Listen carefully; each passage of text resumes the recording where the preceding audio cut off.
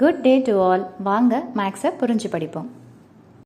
9th standard chapter 1 set லாங்குவேஜில் exercise 1.2ல 4th some என்ன கொடுத்துருக்காங்கன்னு பார்த்தீங்கன்னா, identify the following sets as நல் ஆர் சிங்கிள்டன் செட், அதாவது வெற்று கணமா அல்லது ஒரே ஒரு உறுப்பு இருக்கக்கூடிய கணமா அப்படின்னு சொல்லிட்டு கேட்குறாங்க. நல்னா என்ன அர்த்தம்னு பார்த்தீங்கன்னா ஒன்றுமே இல்லாதது.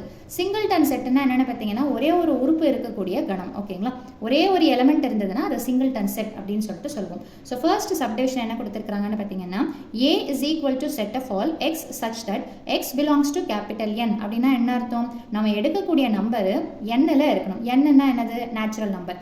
எதுலேருந்து ஆரம்பிக்கும்? 1லேருந்து ஆரம்பிக்கும்.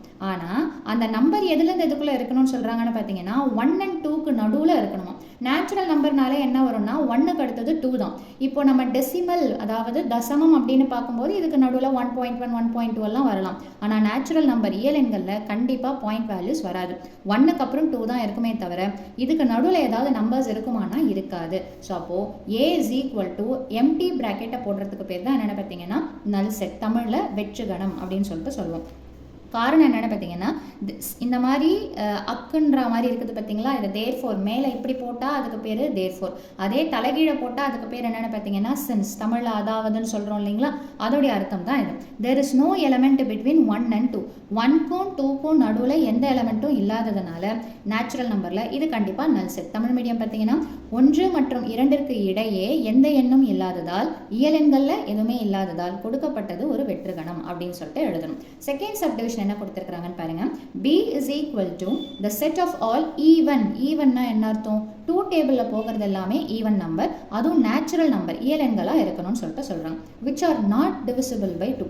ஈவன்னாலே 2 டேபிளில் டிவிசிபிள் ஆகும். அதாவது தமிழில் பார்த்தீங்கன்னா இரட்டை எண்ணுன்னு சொல்லுவோம். அப்படின்னாலே கண்டிப்பாக 2 டேபிளில் போகும். இவன் என்ன சொல்லிட்டான்?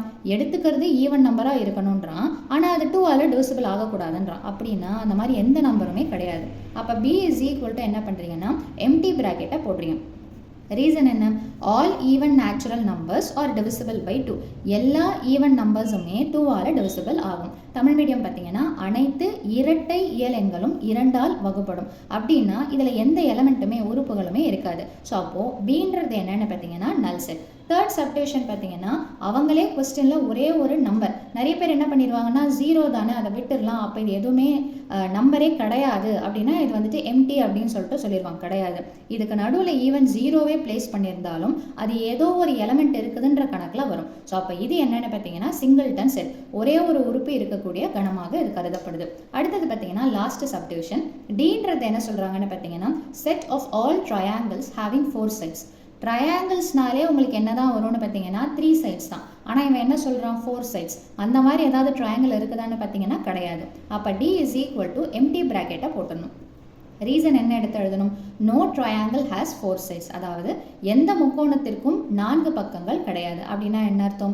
Dன்றதும் ஒரு நல் செட், வெற்று கணம் அப்படின்னு சொல்லிட்டு சொல்லிடணும். ஸோ அவ்வளவுதான் இந்த சம்மோட சொல்யூஷன். மீண்டும் அடுத்த பதிவில் வேறொரு சம்மோட சந்திக்கிறேன். வீடியோ பயனுள்ளதாக இருந்ததுன்னா கண்டிப்பாக லைக் பண்ணுங்கள், ஷேர் பண்ணுங்கள், மறக்காமல் சப்ஸ்கிரைப் பண்ணுங்கள். தேங்க்யூ.